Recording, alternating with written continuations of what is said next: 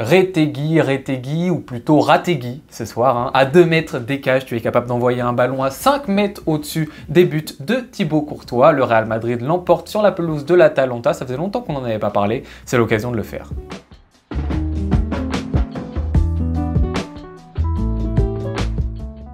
Alors mesdames et messieurs, la vidéo n'était pas vraiment prévue, je rentre tranquillement à l'appart, je vois ce match Atalanta-Real Madrid, je me pose devant et le match est plutôt intéressant. Il y a pas mal de choses à en ressortir, surtout du côté de notre rival le Real Madrid, donc on en profite pour le faire. Ce match commence avec un 11 du côté du Real Madrid qui paraît assez faible. En fait, tu as le Real Madrid qui affronte l'Atalanta Bergame, première actuellement de Serie A, une équipe surtout qui joue bien au football, c'est-à-dire qu'elle n'est pas première de Serie A n'importe comment. Pour aucune raison. Donc c'est sérieux et je me dis, le Real Madrid peut avoir quand même des difficultés parce qu'on le sait en Ligue des Champions, là en ce moment ils sont pas très bien classés, maintenant mieux à travers cette victoire, mais de base pas très bien. Peut-être qu'ils vont un petit peu galérer face à une équipe qui est une équipe joueuse. Tu vois l'équipe du Real Madrid en plus en défense, quand tu vois du Vasquez, c'est haut et bas, hein, ça oscille un petit peu entre ça depuis le début de saison. Tchouaméni en défense centrale, tu sais aussi que c'est capable d'un petit peu foirer totalement ton match. Fran Garcia à gauche, ça peut être à certains moments aussi compliqué. Un milieu de terrain du Real Madrid où tu as très peu de vrais récupérateurs finalement avec Ceballos,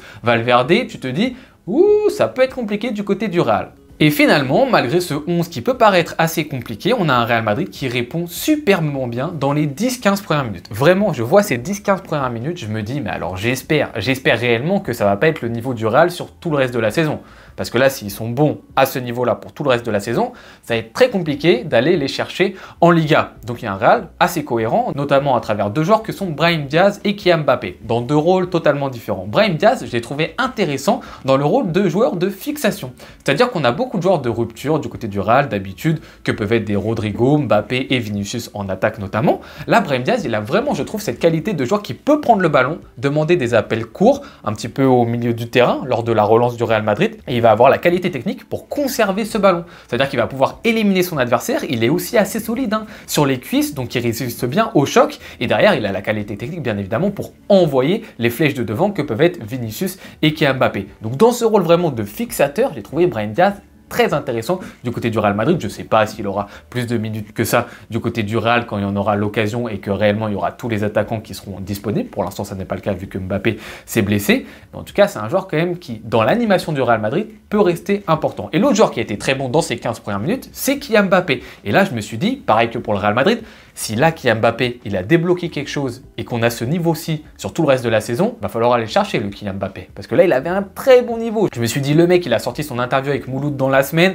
C'est bon, il a tout débloqué. Il a marqué contre Girona très récemment. Là, il enchaîne. Superbe but contre l'Atalanta. Le contrôle orienté, magnifique. Frappe ensuite enchaînée. Waouh! Et puis en plus, dans le contenu, hein, c'est-à-dire que Kylian, dans la proposition sans ballon, dans les appels, il a été virevoltant. Dans les contrôles orientés, super niveau. Et aussi dans les efforts dans le repli, donc les efforts défensifs, j'ai vu un Kylian comme je l'ai rarement vu en ce début de saison. Et là, je me suis dit, mais c'est quoi ce changement? Vraiment, un joueur, on sentait qu'il était en jambes. Les 15 premières minutes, hein, faites attention, les 15 premières minutes. Et là, waouh, je me dis c'est très sérieux du côté du Real, mais heureusement, à partir de la 15e minute, donc à partir du moment où réellement le Real s'installe à 1-0, on a un Real qui commence à perdre le ballon. L'Atalanta rentre réellement dans son match. Tu commences à trouver des playmakers du côté de l'Atalanta, des Ederson, Lookman, on le trouve de plus en plus pour créer la différence et le Real se met à reculer. Et également, les individualités du Real qui peuvent l'aider justement à faire peur à cette Atalanta sont de moins en moins trouvées. Tu as un Brahim Diaz que tu vois un petit peu moins.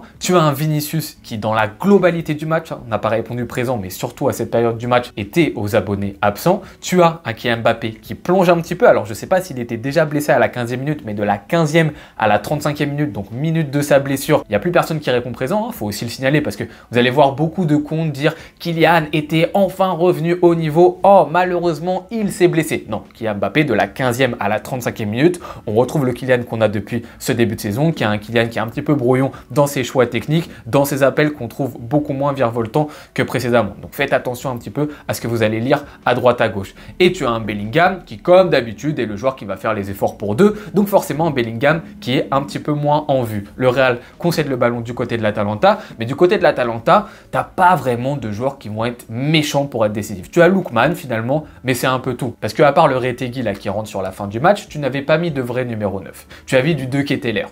Alors De Ketelaere, Taylor, il faut en parler. Pour ceux qui ont bien suivi le Barça l'année dernière ou pour ceux qui suivent bien Joao Félix, c'est typiquement le genre de joueur que j'aime pas trop. C'est le genre de joueurs qui sont très bons, qui ont une grande qualité technique, une grande vista. Vous savez, le type de joueur un petit peu frêle, qu'on met souvent au poste de numéro 10, qui a la vision de jeu, vraiment une très bonne qualité de pied dans les passes, dans les dribbles, etc. Mais qui au bout d'un moment mettent aucune intensité et tombent typiquement dans le cliché de joueur edit YouTube. Très fort dans les compilations YouTube. Alors vous regardez des vidéos YouTube, je pense de Joao Félix et de Taylor, mais c'est des joueurs magnifiques. Vous mettez 200 millions sur eux, il n'y a aucun problème. Mais dès que ce type de joueur rentre dans des matchs où il y a vraiment de l'intensité, où ça compte vraiment, ils sont aux abonnés absents. Dès qu'ils vont plus avoir l'espace pour mettre leurs petits ponts, faire leurs beaux gestes techniques, c'est tout de suite plus compliqué. Donc moi, c'est typiquement le genre de joueur qui m'agace parce qu'ils ont la qualité pour, mais c'est juste des feignants. Donc du côté de l'Atalanta, t'as pas vraiment de tueur, etc. Donc le Real concède pas trop, mais dans le jeu, l'Atalanta répond présent. C'est l'Atalanta qui domine et justement, c'est récompensé par un but et un penalty juste avant la mi-temps. Et donc là, on arrive sur cette deuxième mi-temps du côté du Real et moi, je me dis, ça va être compliqué quand même. Là, ils jouent à l'extérieur, ils sont pas vraiment l'équipe pour. T'as un Vinicius qui revient de blessure, t'as un Mbappé qui vient de se blesser. C'est quand même très compliqué. T'as une défense qui est une nouvelle fois un petit peu innovante. T'as l'Atalanta qui vient d'égaliser juste avant la mi-temps, donc mentalement, ils ont la fraîcheur. Et finalement, on voit un Atalanta qui ne met pas énormément de pression à la sortie de cette mi-temps. Et c'est le Real Madrid qui va mettre le 2-1 à travers un but, mesdames et messieurs. Mais un but, s'il vous plaît. Alors, 2 contre favorables pour le Real Madrid. Donc, ça fait ping-pong. Regardez bien ce but. Et Vinicius qui se retrouve seul face au gardien et qui peut l'ajuster. Et là, bien évidemment, on va avoir tous ceux qui vont nous dire c'est l'aura du grand Real Madrid. C'est le Real Madrid en Ligue des Champions. Regardez, ils arrivent à créer des occasions de cette manière. Mais au bout d'un moment, je pense qu'il faut juste accepter que cette situation, c'est 100% de la chance. Parce que je veux bien, le Real Madrid, oui, grand club, ils savent gérer la pression dans les grands moments, dans les 10 dernières minutes, etc. Ils arrivent à remonter plein de scores, ça joue. À plein de moments, ça joue. Mais sur cette occasion, précisément cette occasion, c'est 100% de la chance. Donc le Real Madrid mène 2-1, alors que vraiment dans le contenu, sur la globalité des minutes qui viennent se dérouler, c'est pas vraiment eux qui ont été supérieurs à leur adversaire. Tu te dis, bon, ok, ça passe, etc.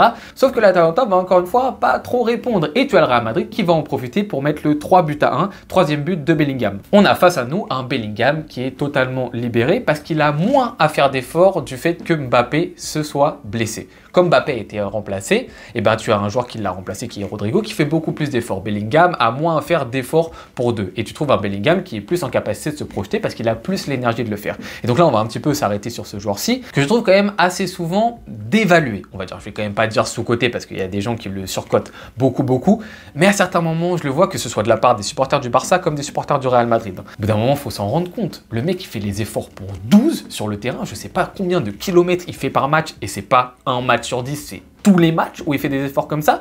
Et en plus, techniquement, il arrive à être cohérent. Alors forcément, des fois, il va y avoir du déchet. Parce que vous vous rendez compte, le mec, les efforts qu'il fait sur le terrain pour ensuite avoir la lucidité de faire les bons gestes. Mais ce que ça demande, mais c'est une qualité qui est énormissime. Je veux bien que des fois, Bellingham, il fasse des gestes qui soient pas magnifiques. Mais c'est normal, regardez, il fait 25 km par match. C'est totalement normal que le mec, il n'ait pas l'aisance naturelle, je sais pas, d'un magnifique joueur de dribble, d'un Vinicius. Ils font pas du tout le même nombre de kilomètres dans un match. Donc tu peux pas comparer la qualité technique de l'un et la qualité technique de l'autre. Surtout que même Bellingham, quand on le voit dans ce match-là, dès qu'il commence à être plus libéré et qu'il a un tout petit peu moins d'efforts entre guillemets à faire, il te lâche des gestes techniques qui sont assez sympathiques à regarder quand même. Donc au bout d'un moment, j'aimerais quand même qu'on mette un petit peu plus de respect sur ce joueur-ci et en dehors de ses buts. C'est-à-dire que moi, Bellingham, avant qu'il mette le troisième but, je trouve que c'est l'un des meilleurs joueurs du Real Madrid. J'ai pas besoin que Bellingham il marque des buts pour dire que Bellingham, il est super important pour cette équipe du Real Madrid et que sans Bellingham, je suis désolé, on n'a pas du tout la même équipe en face de nous. Comme nous du côté du FC Barcelone, quand on enlève Lamine Yamal, c'est à peu près pareil, c'est pas du tout le même style de joueur,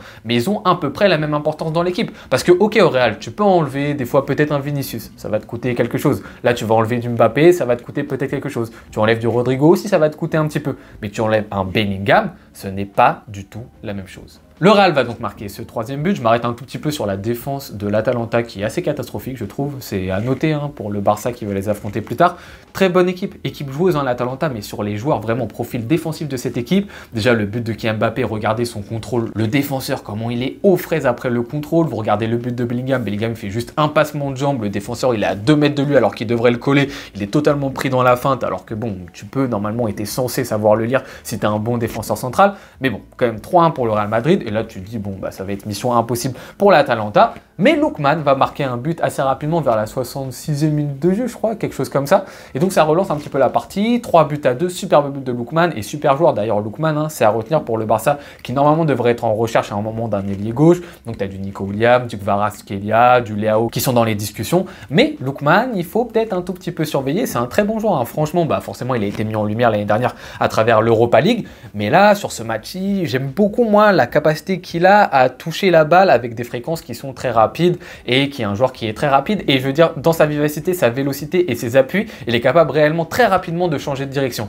Et ça se voit, c'est perceptible, c'est un petit peu inné finalement. Donc forcément, il y a du travail derrière ça. Mais cette touche de balle-ci, tu sens directement que c'est un joueur très perturbateur qui peut être sur le couloir. Donc pourquoi pas intéressant pour le Barça plus tard. Il relance l'Atalanta. L'Atalanta qui va essayer de forcer un tout petit peu. Mais finalement, là, moi, ce que j'ai trouvé assez fort du côté du Real Madrid, c'est que tu as un Real qui arrive à être cohérent et qui arrive à être soudé dans la difficulté. Tu as un Real qui n'est pas réellement mis en difficulté. Alors Courtois va faire 2-3 arrêts, ok.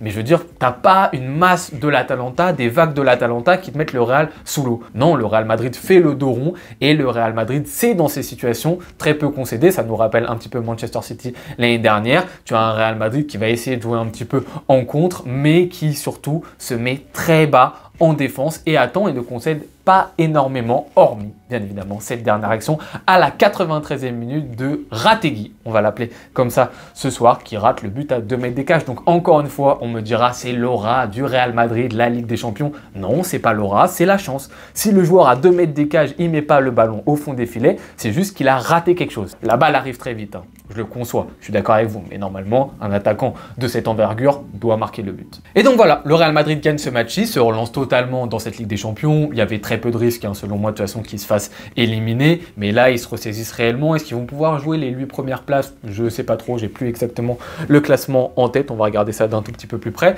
Mais voilà, mentalement, au moins, ils arrivent à remporter un match à l'extérieur contre une grosse équipe, donc je pense que ça va leur faire du bien. Ils perdent quand même Kylian Mbappé, mais est-ce que finalement, ça va pas leur être plus utile qu'autre chose? Ils vont retrouver une formation qui ressemble beaucoup à ce qu'ils ont eu l'année dernière. L'année dernière, on l'a vu, ça a très bien marché, même si c'est pas forcément le football, moi, que j'adore regarder. Il y avait une cohérence dans cette équipe, une cohérence qu'on avait du mal à retrouver cette saison. Donc finalement, c'est peut-être un mal pour un bien, cette blessure de Kylian Mbappé dans un premier temps. Voilà, mesdames et messieurs, c'était une vidéo réaction qui n'était pas réellement prévue. J'espère que ça vous aura plu de parler un petit peu du Real Madrid en commentaire. N'hésitez pas, hein, à commenter cette vidéo, que vous soyez supporter du Real ou du FC Barcelone. Je me ferai un plaisir de vous répondre comme d'habitude. On se retrouve très bientôt pour le débrief de Borussia Dortmund FC Barcelone. Ciao!